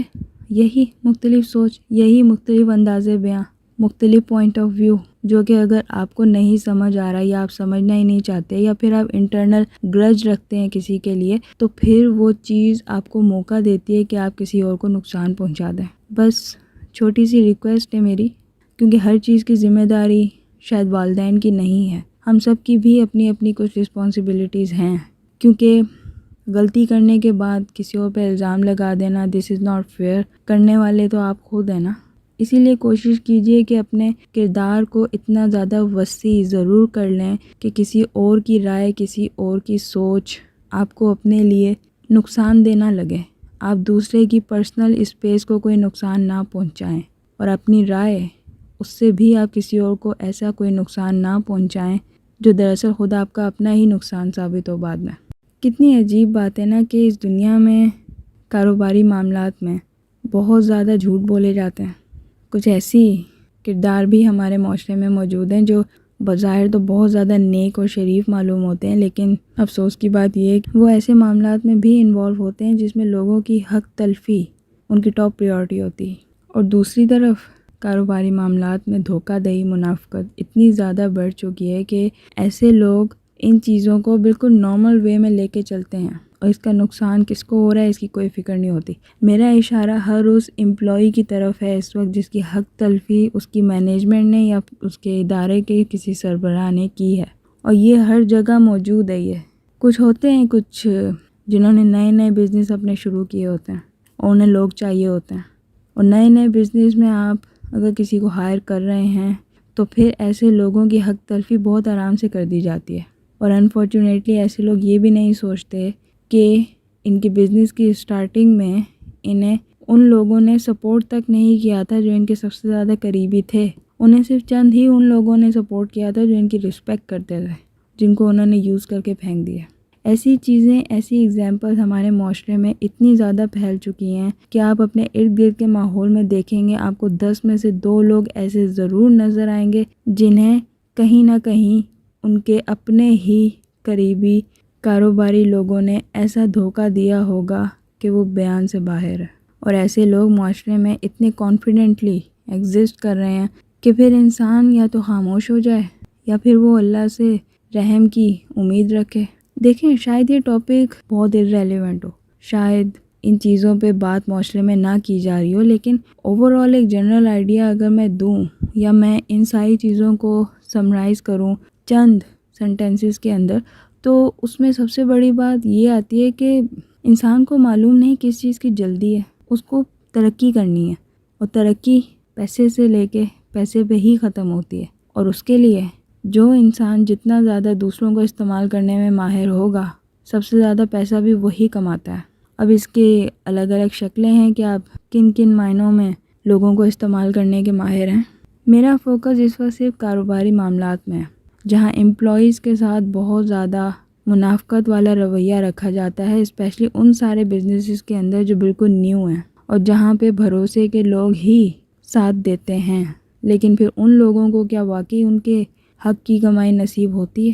ان سے بہت زیادہ جھوٹ بولے جاتے ہیں، انہیں ایک اندھیرے میں رکھا جاتا ہے، اور در حقیقت ایسے بہت ساری چیزیں کی جا رہی ہوتی ہیں جہاں پہ ان امپلائیز کو کوئی حصہ نہیں ملتا۔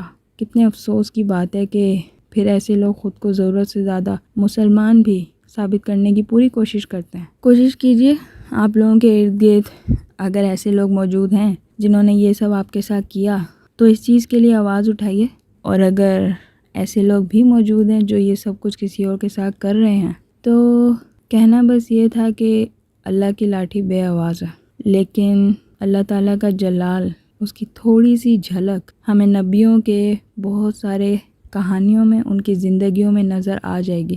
اور آج کل جو ماحول ہماری دنیا میں اس وقت چل رہا ہے، حالات و واقعات جس طرح کے ہو رہے ہیں، آپ لوگ خود اندازہ لگا لیں۔ کہیں نہ کہیں انسانوں نے کوئی ناانصافی تو کی ہے نا۔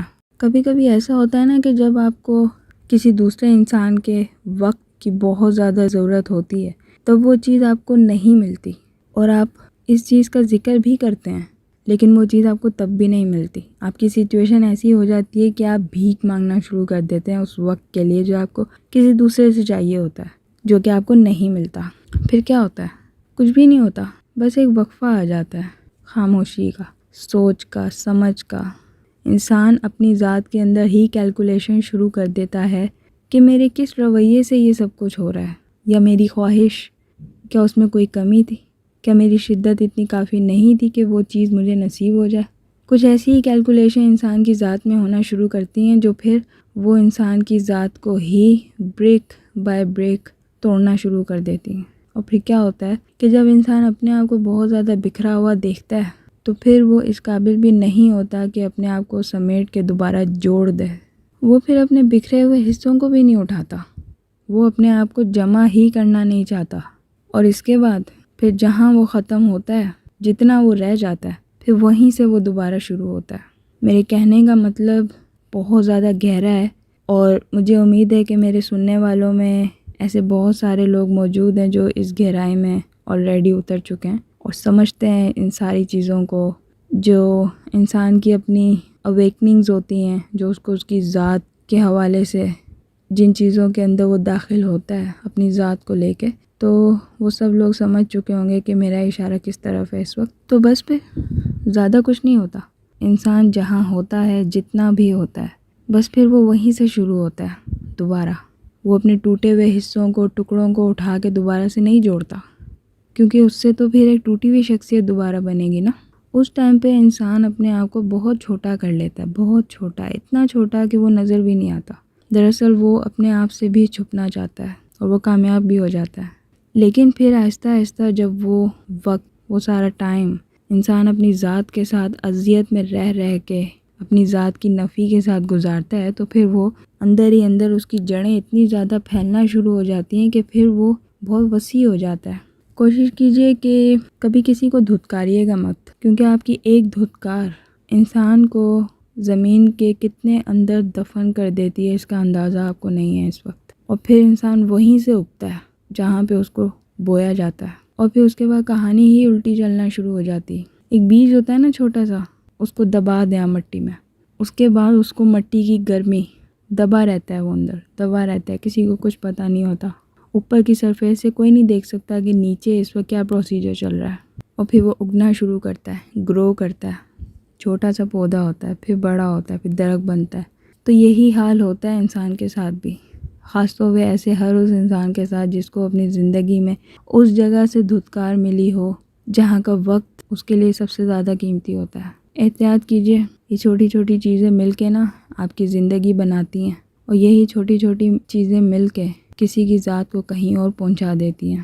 انسان نے نا اپنے آپ کو چھپانے کے لیے اور بچانے کے لیے بہت کچھ سیکھ لیا ہے۔ اکثر ایسا ہوتا ہے نا کہ گھروں کے اندر رشتے آپس میں ایک دوسرے سے اپنی اصل سوچ کو چھپا کے رکھتے ہیں کہ دراصل وہ آپ کے بارے میں سوچتے کیا ہیں، لیکن اس چیز کو ڈسکلوز ان کا آپ کے ساتھ رویہ کرتا ہے، اسپیشلی آپ کے ہر امپورٹنٹ میٹر کے اندر ان کا کیا رول ہوتا ہے، یہ چیز ان کی اصل تھنکنگ کو جو کہ وہ آپ کے لیے رکھتے ہیں اس کو وہ ڈیفائن کر دیتی ہے۔ اس کے بعد آپ لوگ دیکھ سکتے ہیں ارد گرد کے ماحول میں، گھروں کے اندر تنازع، چھوٹی چھوٹی چیزوں کے اوپر تنازع، نفرتیں اور سوچ کا صحیح نہ ہونا بہت زیادہ بڑھ چکا ہے، اور پھر لوگ جاتے ہیں ہاسپٹلس کہ انہیں نفسیاتی پرابلمز ہیں، انہیں ڈپریشن ہے، انزائٹی ہے، وہ ہر وقت پریشان رہتے ہیں، ہر وقت غصے میں رہتے ہیں، ان کا رویہ رشتوں کے ساتھ ٹھیک نہیں، یا پھر ان کی یہ شکایت ہوتی ہے کہ رشتوں کا رویہ دراصل ان کے ساتھ ٹھیک نہیں ہے۔ لیکن دراصل ہوتا یہ ہے کہ گھروں کے اندر جو چھوٹی سوچ بہت زیادہ ایگزسٹ کرتی ہے، جو کہ دراصل نظر نہیں آتی، وہ انسانی بیہیویئر کے تھرو اپنی ایگزسٹنس سے حق تلفی کرتی ہے، تو یہ سب اس کے نتائج ہوتے ہیں۔ شاید انگلش میں اس کو وائب بھی کہتے ہیں کہ اس انسان کی وائب ٹھیک نہیں ہے، نیگیٹو پازیٹیو وائب آ رہی ہے مجھے، شاید یہ اسی طرح سے ڈسکرائب کیا جائے تو زیادہ بہتر ہے، کیونکہ آج کے دور میں تو اسی طرح کی لینگویج میں یہ باتیں ہوتی ہیں نا۔ تو کیا کرنا چاہیے ان چیزوں کو سمجھنے کے لیے، سیکھنے کے لیے اور ان سے بچنے کے لیے؟ میں نے اکثر دیکھا ہے گھروں میں شادیاں ہوتی ہیں، نئے لوگ شامل ہوتے ہیں خاندان میں، اور اس کے بعد اس گھر کے حالات بدلنا شروع ہو جاتے ہیں۔ ایک طرف تو کچھ لوگ ایسے بھی ہیں جن کے حالات بہت اچھے ہو جاتے ہیں، اور دوسری طرف کچھ ایسے لوگ بھی ہیں جن کے گھر ہی ٹوٹ جاتے ہیں۔ اس کی ایگزامپلز بھی معاشرے میں ہمارے ارد گرد ہمارے سامنے ہر جگہ موجود ہیں۔ کوئی نہ کوئی فیملی ایسی ضرور ہے ہر ایک کی جہاں پہ رشتوں میں نفرتیں اور توڑ پھوڑ ہوتی ہے۔ ان چیزوں پہ لوگ بات کرنا نہیں چاہتے، ان چیزوں پہ بات کر کے جو بھی اس چیز کو حل کرنا چاہے گا دراصل سارے پھر اسی کے خلاف ہو جاتے ہیں۔ کوئی اس کو حل ہی نہیں کرنا چاہتا۔ لوگ کیا کرتے ہیں کہ انڈائریکٹلی وہ ڈپریشن کی میڈیکیشن لینا شروع کر دیتے ہیں، اور وہ سمجھتے ہیں کہ شاید زندگی بدل گئی ہے، حالات بدل گئے، رشتے بدل گئے، نیا ماحول ہے، اس لیے اس طرح کا رویہ میں فیس کر رہا ہوں یا میں شو کر رہا ہوں، کیونکہ میں ان چیزوں کے ساتھ ہمیشہ سے تو نہیں رہا، یہ تو چینجز اب آئی ہیں۔ لیکن در حقیقت انسان بہت چالاک ہو چکا ہے، وہ دوسرے کو نقصان پہنچانا چاہتا ہے بغیر سامنے آئے۔ انسان اپنے رویے سے ہی دوسرے کو اتنا نقصان پہنچا دیتا ہے کہ پھر کسی میڈیکیشن کی گنجائش نہیں رہتی کہ وہ کبھی اس چیز کو ٹھیک کر پائے گی۔ تو بس چھوٹا سا مشورہ ہے کہ ڈپریشن کی گولیاں، اینزائٹی کی گولیاں یا پھر کسی ماہر نفسیات کے پاس بار بار جانے سے بہتر ہے کہ اپنے حالات، اپنے اندر چلتی ہوئی سوچ کو اپنے قریبی رشتوں سے ضرور شیئر کر لیا کریں، یہ بہت زیادہ ضروری ہے۔ اکثر ایسا ہوتا ہے نا کہ کچھ گھروں کے اندر ایسے بہت خوبصورت اور خوب سیرت لوگ موجود ہوتے ہیں جو اپنے گھر والوں کو، ان کے بیچ کی محبتوں کو جوڑ کے رکھتے ہیں۔ اگر کوئی ٹوٹ بھی رہا ہوتا ہے تو وہ اس کو تھام لیتے ہیں اپنا سہارا دے کے، اور جس کی زندگی میں اس کو اس طرح کا سہارا مل رہا ہوتا ہے اس کے لیے تو اس طرح کا انسان فرشتے سے کم نہیں ہوتا۔ ہمارے ارد گرد ہمارے معاشرے میں ایسی بہت ساری کہانیاں ایگزسٹ کرتی ہیں جن کی زندگیوں میں انہیں ان کے مشکل ٹائم پہ کسی نہ کسی نے سہارا دیا ہوتا ہے، چاہے وہ مورل سپورٹ ہی کیوں نہ ہو۔ I am not just talking about financial support, صرف مورل سپورٹ کی بات کر رہی ہوں میں اس وقت۔ مورل سپورٹ نا بہت اہم رول پلے کرتی ہے، وہ انسان کو ٹوٹنے سے بچاتی ہے، اس کو اس کی خوبیوں سے متعارف کرواتی ہے، اور ایسے مورل سپورٹ سے وہی لوگ دے سکتے ہیں جن کا خود کردار بہت زیادہ وسیع ہوتا ہے، جن کی سوچ بہت زیادہ وسیع ہوتی ہے، جن کی سوچ حسد سے شروع ہو کے حسد پہ ختم نہیں ہوتی دوسروں کے لیے۔ اس طرح کے لوگ ہر گھر میں موجود ہیں، اور بے شک اللہ تعالیٰ ان لوگوں سے بہت زیادہ خوش ہوتے ہیں، کیونکہ ایسے ہی لوگ پھر اپنے گھر کو آگے لے کے چلتے ہیں، اور ایسے ہی لوگ ہوتے ہیں جو دوسروں کو بھی روشنی کا راستہ دکھاتے ہیں۔ تو بس چھوٹا سا ایک مشورہ تھا میرا کہ اس طرح کا کردار ضرور بنیے گا کہ روشنی کا راستہ آپ تک خود چل کے آئے، کیونکہ آپ اس کے اوپر چل کے اس کی روشنی اور زیادہ بڑھا دیں گے۔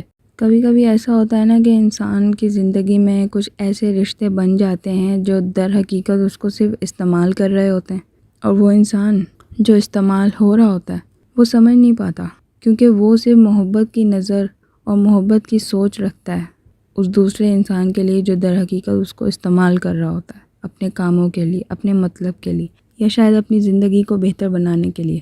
اور اس چیز کا اندازہ اس استعمال ہو جانے والے انسان کو اس وقت ہوتا ہے جب اس کی اپنی زندگی میں اس دوسرے انسان کی ضرورت اس کے اپنے معاملات کے لیے بڑھ جاتی ہے، تو پھر وہاں سے اصل کہانی شروع ہوتی ہے کہ وہ دوسرا رشتہ جو در حقیقت اس انسان کو استعمال کر رہا ہوتا ہے وہ رک جاتا ہے، وہ نہیں چل پاتا آپ کے ساتھ، کیونکہ رشتے کی ذمہ داری وہ نہیں اٹھا پاتا، کیونکہ اس کے لیے نیت چاہیے نا، اور ایسے انسان کی نیت میں تو پہلے ہی کھوٹ ہوتا ہے۔ تو کوشش کیجئے اپنے آپ کو اس طرح کے کسی رشتے میں انوالو مت کیجئے جہاں پر آپ کو آخر میں آ کے اس چیز کا سامنا کرنا پڑے کہ در حقیقت آپ کی حیثیت صرف استعمال کیے جانے تک ہی تھی، کیونکہ اس کے بعد بہت کچھ ہوگا، آپ کی ذات ٹوٹے گی، آپ خود ٹوٹیں گے، آپ کا بھروسہ ٹوٹے گا، لوگوں سے نفرت ہو جائے گی، کبھی دوبارہ اپنے لیے کچھ مانگ نہیں سکیں گے، اپنی زندگی پہ فوکس نہیں کر پائیں گے، اور دوبارہ کبھی رشتے بنانے کے بارے میں تو سوچیں گے بھی نہیں۔ کوشش کیجیے اپنی سوچ کو سنبھال کے رکھیے، اس کا خیال رکھیے، کیونکہ سوچ کا خیال رکھنا آج کے دور میں بہت بڑی ذمہ داری ہے، اور اسی چیز کے بگاڑ نے معاشرے کی اصل شکل بھی بگاڑ دی ہے۔ ایسے رشتوں سے پرہیز کیجیے۔ اگر آپ کو تھوڑا سا بھی شک ہے کسی کی نیت کے اوپر، تو اپنے قریبی زندگی یا اپنے ذاتی زندگی میں ایسے لوگوں کو شامل مت کیجیے۔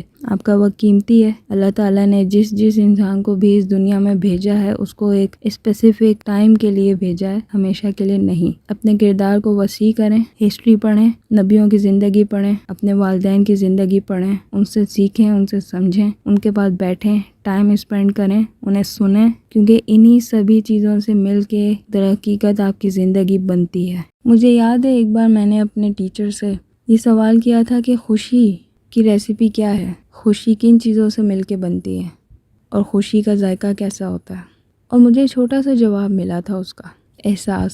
بس خوشی احساس سے بنتی ہے، خوشی احساس سے ملتی ہے۔ اس لیے کوشش کیجئے کہ اپنی احساسات کو پاک صاف رکھیے، کیونکہ یہ بڑے قیمتی ہیں۔ انہی احساسات سے آپ کے دل اور دماغ اپنی زندگی میں ہونے والے اکثر معاملات کو چوز کرتے ہیں، اور کچھ معاملات بہت زیادہ خاص ہوتے ہیں اور کچھ بہت عام ہوتے ہیں۔ احساسات کا صاف ستھرا ہونا انسان کو بہت سارے معاملات میں بالکل پانی کی طرح گزار دیتا ہے، اور احساسات کا صاف ستھرا نہ ہونا اسی پانی کے اندر ایسی بہت ساری چیزیں کریٹ کرنا شروع کر دیتا ہے کہ وہ پانی اتنا گندا اور گدلا ہو جاتا ہے کہ پھر وہ کہیں سے گزر نہیں سکتا، وہ خود ایک رکاوٹ بن چکا ہوتا ہے۔ آج کل کے لوگ خوشیوں کے پیچھے بہت بھاگ رہے ہیں، اور سب کے لیے مطلب الگ الگ ہیں۔ کسی کے لیے دنیا ہے، کسی کے لیے آخرت ہے۔ اب جو آخرت کے راستے پہ خوشی ڈھونڈ رہے ہیں، ان کی تو منزل ہی اللہ ہے، اور جو دنیا کے راستے پہ خوشیاں ڈھونڈ رہے ہیں، وہ صرف بھٹک رہے ہیں، ادھر ادھر، یہاں وہاں، خوشی کے نام پہ کیا کچھ نہیں کر رہے وہ، لیکن انہیں نہیں مل رہی۔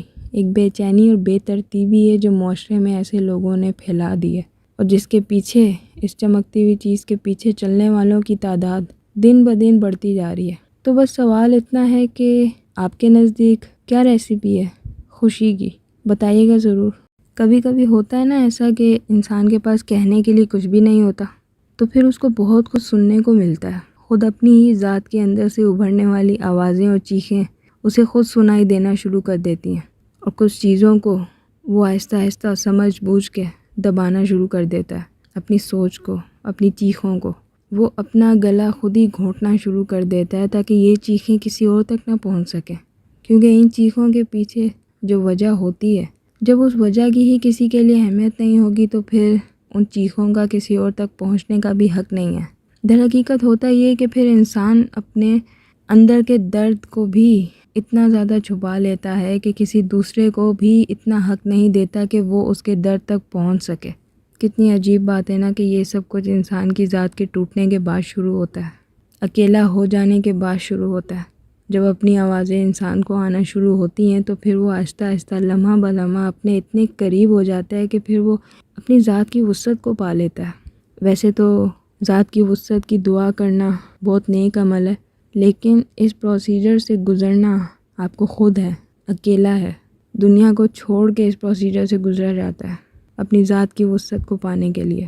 نبیوں کی زندگی ضرور پڑھ کے دیکھیے گا، انہوں نے اپنی ذات کی وسعت کو کس طرح سے حاصل کیا تھا، کیا پروسیجر تھا، وہ کس طرح کے واقعات، حالات اور سچویشنز تھی جن میں سے وہ گزرے تھے۔ ان کی پوری ذات گزری تھی، ان کی زندگی، ان کا وقت، ان کا ایک ایک پل، ان کی سانسیں ان واقعات کے اندر سے گزری تھیں، اس کے بعد وہ اپنے آپ تک پہنچے تھے۔ اور جب ان کو اللہ تعالیٰ نے وسعت عطا کر دی تھی، تو پھر دیکھیے ہمارے لیے کتنی بڑی بڑی مثالیں موجود ہیں کہ ہم انہیں سوچیں، سمجھیں اور اپنی زندگی کو بہتر کریں، آگے کے لیے بہتر فیصلہ کریں۔ لیکن شاید ہم کسی اور راستے پہ چلنا شروع ہو چکے ہیں۔ ہمیں لگتا ہے کہ ہم ایک ٹیڑھے راستے پر چل کے دراصل سیدھے راستے کو پانے کی کوشش کر رہے ہیں۔ معلوم نہیں یہ چیز ہماری ذات میں کب ختم ہوگی، لیکن میں امید کرتی ہوں کہ ہمارے ختم ہونے سے پہلے یہ چیز ہماری ذات میں ختم ہو جائے۔ کبھی کبھی ہوتا ہے نا ایسا کہ آپ بہت زیادہ سنسیئرٹی کے ساتھ کسی دوسرے انسان کے ساتھ چلنے کی کوشش کرتے ہیں، لیکن پھر رکاوٹیں آپ کی زندگی میں آنا شروع ہو جاتی ہیں، اور اس کا اندازہ آپ کو نہیں ہو پاتا کہ یہ کس کی غلطیوں کی وجہ سے ہو رہا ہے۔ دراصل ہوتا یہ کہ آپ کی رشتے کے لیے جو سنسیئرٹی ہوتی ہے وہ اس رشتے کے اندر موجود نہیں ہوتی، تو اپنی سنسیئرٹی کسی دوسرے کو دے کے آپ یہ سمجھتے ہیں کہ در حقیقت دوسرا بھی آپ کے لیے سنسیئر ہی ہے، جبکہ ایسا ہوتا نہیں ہے۔ اکثر ٹوٹے ہوئے رشتے، اکثر ٹوٹی ہوئی کہانیاں ہمارے ارد گرد ہمارے معاشرے میں موجود ہیں۔ ان میں ہر چیز بھروسے سے شروع ہو کے بھروسے پر ہی ختم ہوتی ہے۔ حق مارنا، بھروسہ توڑنا، جھوٹ بولنا، منافقت رشتوں میں، ذاتی غرض، یہ ساری چیزیں اسی کے نیچے آتی ہیں۔ تو کیا کرنا چاہیے اگر اس طرح کے حالات اور واقعات سے انسان گزرنا شروع کر دے؟ کیونکہ یہ چیزیں انسان کو بہت زیادہ مینٹلی ڈسٹرب کر دیتی ہیں۔ کچھ لوگ تو شاید اپنی زندگی بھی ختم کر دیتے ہیں، اور کچھ لوگ ذہنی طور پہ ہی دنیا کے معاملات سے اتنے زیادہ دور ہو جاتے ہیں کہ پھر وہ اپنی چلتی ہوئی زندگی کو ٹھیک ہی نہیں کر پاتے، پھر ان کی زندگی بھی رک جاتی ہے، اور ان کی زندگی رکتے ساتھ ہی ان کے ساتھ چلنے والوں کی زندگیاں بھی رک جاتی ہیں۔ صرف ایک رشتے سے ملنے والے دھوکے کے بعد اتنی ساری تباہ کاریاں ایک انسان کی زندگی میں رونما ہو جاتی ہیں۔ کبھی وقت ملے تو ہمارے ملک میں ایسی بہت ساری جگہ موجود ہیں جنہیں اردو زبان میں پاگل خانے کہا جاتا ہے۔ وہاں موجود لوگوں کی زندگیاں آج اس اسٹیٹ میں کیوں ہیں، وہ جب پیدا ہوئے تھے اس کے بعد کی زندگی ان کی کیسی تھی، کس طرح کے حالات اور واقعات سے وہ گزر کے یہاں تک پہنچے ہیں کہ وہ آزاد ہو چکے ہیں انسانوں کی سوچوں کی بندشوں سے۔ کوشش کیجیے گا ایک بار وہاں کا جائزہ ضرور لیجیے گا، کیونکہ ہم شاید یہ بھول چکے ہیں کہ ہمارے معاشرے کے اندر ایسے بہت سارے لوگ موجود ہیں اس وقت جو ایک گھٹن زدہ زندگی جی رہے ہیں، اور ہمیں اپنی خوشیوں سے ہی فرصت نہیں ہے۔ اور در حقیقت ہماری وہ خوشیاں دنیاوی مصروفیات ہی ہیں جنہیں ہم نے خوشیوں کا نام دیا ہوا ہے۔ کوشش کیجیے رشتوں کی حق تلفی مت ہونے دیں، اور خود بھی مت کریں۔ یہ چھوٹی سی زندگی ہے، تھوڑا سا ٹائم ہے، آج آئے ہیں اور کل واپس جانا ہے۔ اکثر لوگوں کے ساتھ ایسا ہوتا ہے کہ وہ آنے والے وقت اور گزر جانے والے وقت، ان دونوں کے بیچ میں کہیں ان کی زندگی اٹک کے رہ جاتی ہے، اور پھر وہ اپنی سمت کا تعین نہیں کر پاتے۔ وہ سمجھ ہی نہیں پاتے کہ اب آگے انہوں نے ایسا کون سا اسٹیپ اپنی زندگی میں لینا ہے جس سے ان کی زندگی کے معاملات سیدھے ہو جائیں۔ وہ جان ہی نہیں پاتے کہ وہ اپنی زندگی میں کہاں آ کے رک چکے ہیں، اور پھر شروع ہوتا ہے ایک نیا سلسلہ اسی انسان کی زندگی کے اندر، انہی لوگوں کے ساتھ جن کے ساتھ وہ کب سے چلا آ رہا ہوتا ہے، لیکن ان کی حقیقتوں کے بارے میں وہ اتنا زیادہ جان نہیں پاتا جتنا اب جاننے کا موقع ملتا ہے جب اس کا اپنا مشکل وقت شروع ہوتا ہے۔ کبھی کبھی ایسا ہوتا ہے نا کہ ہم بہت زیادہ طاقت اور بہت زیادہ صلاحیت ہونے کے باوجود بھی اس قابل نہیں ہوتے کہ اپنے ہی معاملات کو سیدھا کر پائیں، تو ہمیں ضرورت پڑتی ہے دوسرے لوگوں کی۔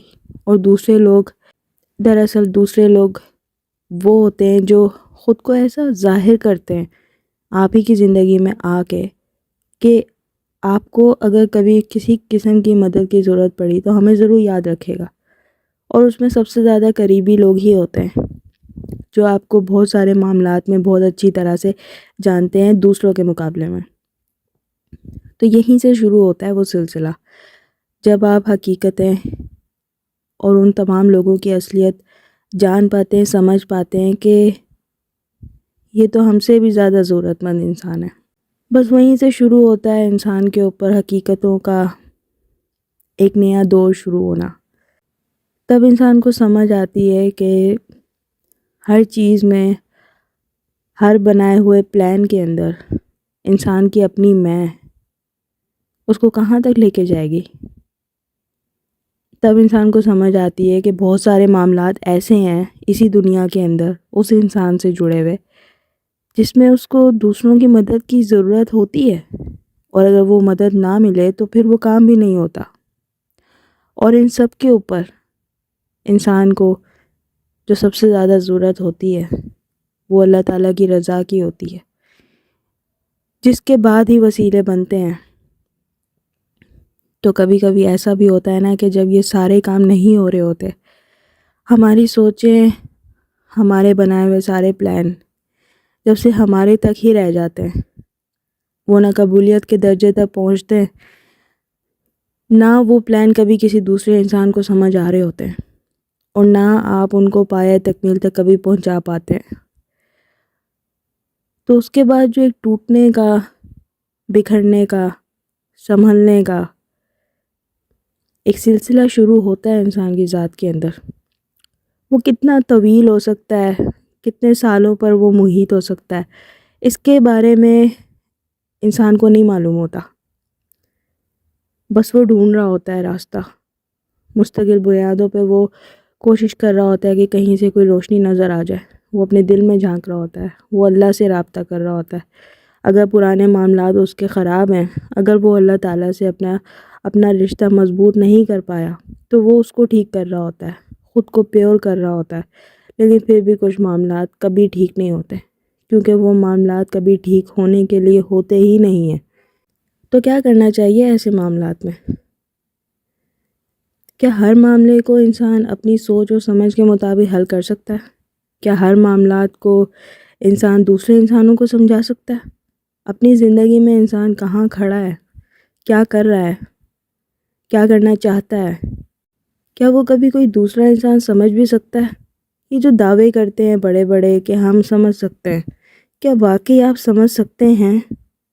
اگر ایسا ہے تو کیسے ممکن ہے کہ آپ سمجھ سکتے ہیں؟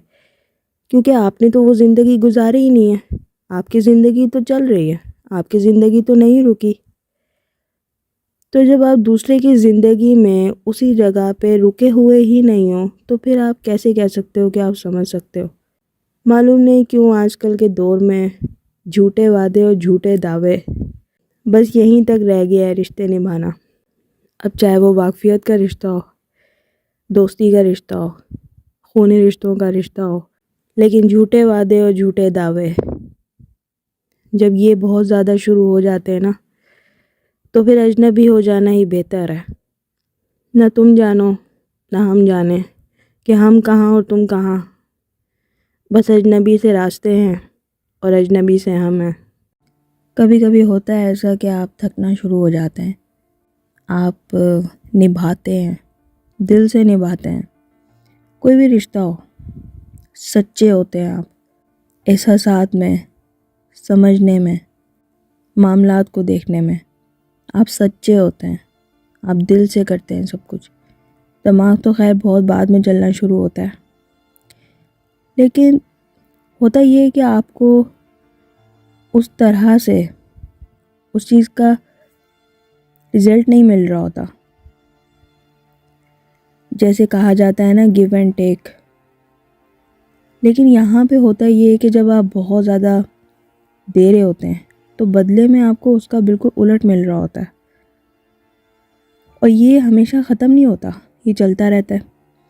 یہ تب تک چلتا رہتا ہے جب تک آپ اسٹینڈ نہیں لیتے اس چیز کے بارے میں، اس چیز کو آپ ایڈریس نہیں کرتے.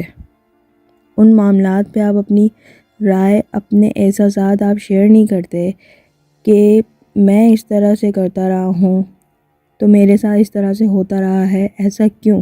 یہ سب اس وقت ہوتا ہے جب آپ اپنے ارد گرد اپنے ساتھ ہی جڑے ہوئے کچھ اور رشتوں کو بغیر ان کے کسی کے لیے کچھ کیے ہی بہت کچھ ملتا ہوا دیکھ رہے ہوتے ہیں، اور بدلے میں وہ جو کچھ دے رہے ہوتے ہیں وہ اس سے بھی زیادہ بدتر ہوتا ہے، جو آپ نے کبھی خواب میں بھی نہیں سوچا ہوتا کہ آپ کبھی ایسا کسی کے ساتھ کچھ کریں گے. تو جب یہ آپ دیکھتے ہیں اپنے ارد گرد ہوتے ہوئے، تب آپ کو ریئلائز ہونا شروع ہوتا ہے کہ میرے ساتھ رویہ نارمل نہیں ہے. تب آپ کو سمجھ آتی ہے کہ یہاں پہ تو ایک معیار ہے جو پسند کیا جاتا ہے بہت زیادہ، اس کے لیے ہر طرح کی معافی ہے. اور جس کو زیادہ اہمیت نہیں دی جاتی، اس کی چھوٹی سے چھوٹی چیز کو بھی اس طرح سے ایڈریس کیا جاتا ہے کہ معلوم نہیں اس نے کون سا گناہ کر دیا. جو گھروں میں بہت زیادہ پسند کیے جانے والے بچے ہوتے ہیں نا، ان کو ہر طرح کی معافی ہوتی ہے. وہ کوئی بڑے سے بڑا کام بھی ایسا کر دیں جو بہت زیادہ نقصان دہ ہوتا ہے دوسروں کے لیے، لیکن چونکہ وہ پسند کیے جاتے ہیں تو ان کو معافی ہوتی ہے. اور ان کو سب سے پہلے معاف کرنے والے انہی کے والدین ہوتے ہیں. اور اگر کوئی دوسرا بہن بھائی بہت زیادہ ڈسٹرب ہو گیا ہے اس چیز سے، تو ان چھوٹے بہن بھائیوں کو یا بڑے بہن بھائیوں کو بھی دبا دیا جاتا ہے اس معاملے کے اوپر. لیکن جب اسی طرح کی کوئی چیز یا اس سے بھی بہت کم درجے کی کوئی چیز چھوٹا بہن بھائی یا بڑا بہن بھائی جو زیادہ پسند نہیں کیا جاتا گھر میں، جس کی اتنی زیادہ اہمیت نہیں ہے، اگر اس کے ساتھ یا اس کے ذریعے ایسا کچھ ہو رہا ہے یا ہو گیا ہے اس سے، یا بے خیالی میں یا کچھ بھی ایسا ہو گیا تو اس چیز کو اتنا زیادہ اچھالا جاتا ہے، اتنا زیادہ اس چیز کے اوپر ٹونٹ طنز، اتنا زیادہ اس پہ باتیں ہوتی ہیں، رائے قائم کی جا رہی ہوتی ہے، اور رائے بھی صرف اپنی ایک محدود سوچ کے مطابق قائم کی جا رہی ہوتی ہے، جس کا اس بچے کو کوئی فائدہ نہیں ہو رہا ہوتا۔ اگر وہ کسی پریشانی میں آ جاتا ہے تو اس کو بجائے کہ اس کو نکالا جائے اس میں سے، اس کو مزید ادھر ہی اس کی قبر کھود دی جاتی ہے، انہی باتوں کے اندر اس کو دفنا دیا جاتا ہے، اتنا زیادہ دفنا دیا جاتا ہے کہ وہ پھر سانس بھی نہیں لے پاتا وہاں پہ۔ پھر یہاں سے اس کا دور ایک شروع ہوتا ہے اندر ہی اندر ختم ہونے کا۔